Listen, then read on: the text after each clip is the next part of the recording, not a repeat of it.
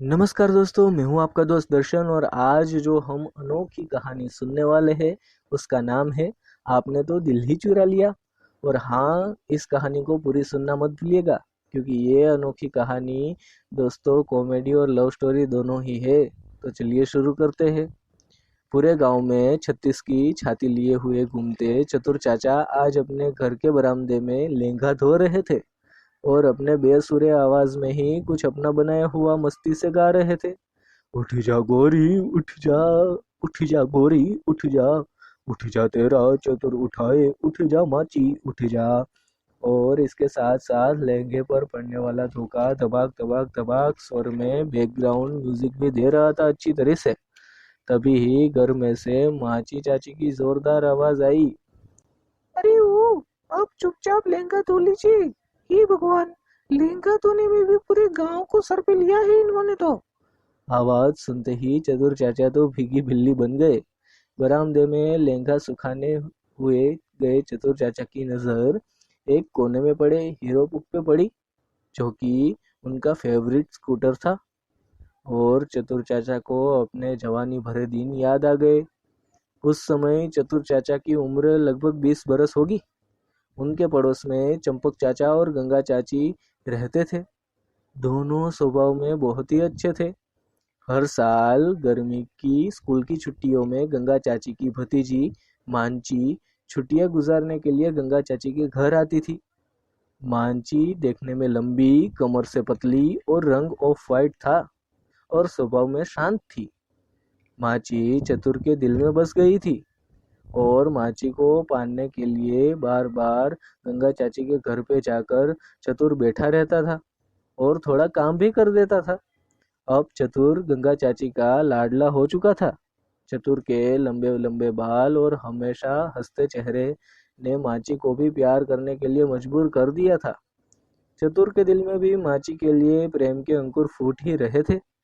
कितनी बार प्यार के इकरार करने के लिए तक तो मिल जाती, मौका भी मिलता, परंतु हिम्मत नहीं चलती थी। चतुर के मन में एक विचार आया। उसने सूखे हुए पापड़ को चाकू से दिल के आकार में बना दिया और माची को दिखाने के लिए जा ही रहा था, तभी टीनू चाची की नजर चतुर पर पड़ गई। तुम यहाँ ऐसी हरकत करने के लिए आते हो चतुर? टीनू चाची ने चतुर को बहुत ही डांटा।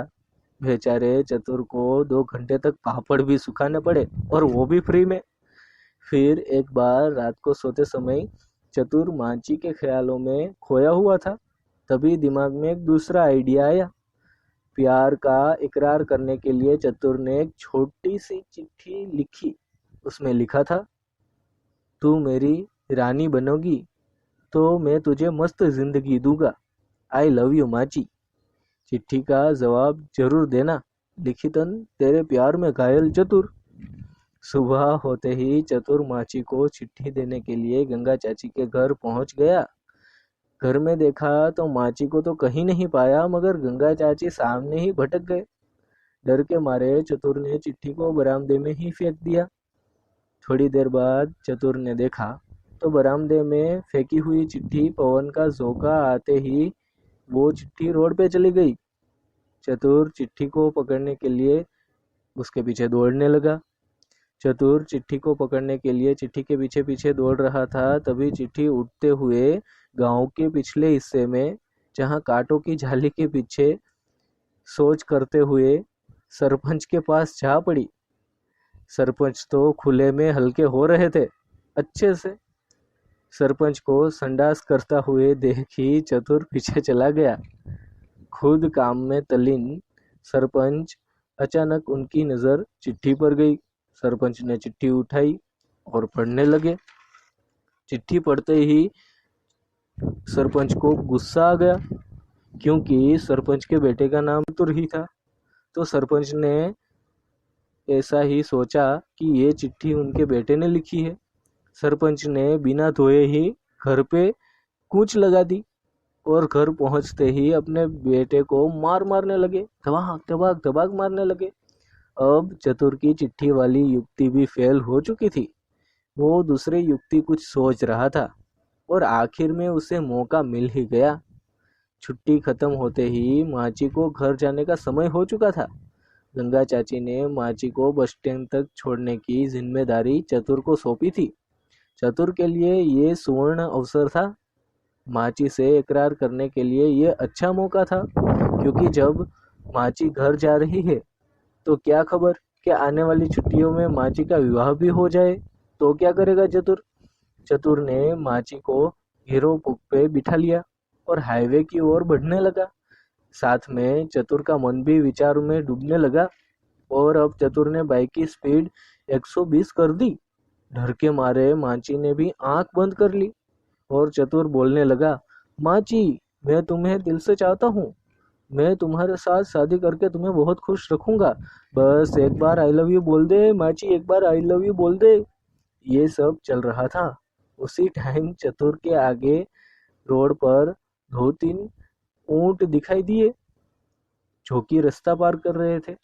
चतुर ने देखा कि अब 10-12 फीट का ही अंदर रह गया है। बाइक की स्पीड बहुत तेज थी, तो ब्रेक भी कैसे लगाए। और ऐसे समय में चतुर घबरा के चिल्लाया, माची। चतुर को कोई रास्ता ही नहीं सूझा, तो उसने ऊँट के नीचे से ही बाइक को जाने दिया। माची की आंख तो बंद थी। उसे तो पता ही नहीं चला कि क्या हुआ। जब बाइक ऊँट के नीचे से पसार हुआ तो उसी टाइम माची बोली, आई लव यू चतुर। विकट परिस्थिति में भी बोले हुए शब्द चतुर को गुलाब जामुन जैसे मीठे लगे।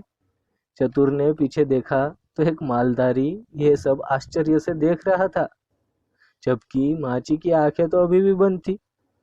विकट परिस्थिति में भी अपनी स्थिरता ना गुमाने वाले चतुर ने माची का ये इकरार सुन के तो बाइक से काबू ही गुमा दिया और बाइक रास्ते के बाजू में पड़े रेत पर गिर गया। चतुर और माची भी रेत पर पटका गए। चतुर जल्दी से खड़ा हुआ और माची के गालों पे चूम दिया और माची भी शर्मा गई। भूतकाल में खो गए चतुर चाचा अचानक वर्तमान में आ गए और उन्होंने देखा कि वो माची चाची की जगह बाइक को चूम रहे थे और माची चाची तो पास ही खड़ी थी। माची चाची ने ये देखकर शर्माए तो नहीं, मगर गुस्सा जरूर हो गए और बोले, ओ बुड्ढे, इस उम्र में भी बुद्धि खिसक गई है क्या? और चतुर चाचा माची चाची को देख के शर्मा गए। बस शर्मा गए और घर के अंदर चले गए। तो दोस्तों, ये थी हमारी आज की कहानी। कैसी लगी ज़रूर बताना और अपने दोस्तों के साथ भी शेयर करना। और मेरे हर नए वीडियो को देखने के लिए मेरी चैनल को सब्सक्राइब करना मत भूलना, क्योंकि ऐसी ही वीडियो मैं आपके लिए बनाता रहूँगा। थोड़ी कॉमेडी, थोड़ी प्यार भरी और कुछ शायरियों भरी। और मेरी हर वीडियो का नोटिफिकेशन आप सभी को सबसे पहले मिले, तो उसके लिए बेल आइकन भी दबाना मत भूलना, क्योंकि वो तो ज़रूरी है। तो दोस्तों, मैं आपका दोस्त दर्शन आप सभी से इजाज़त चाहूँ। मिलते हैं नई कहानी के साथ। तब तक के लिए जय हिंद, जय Bharat, stay home, stay safe.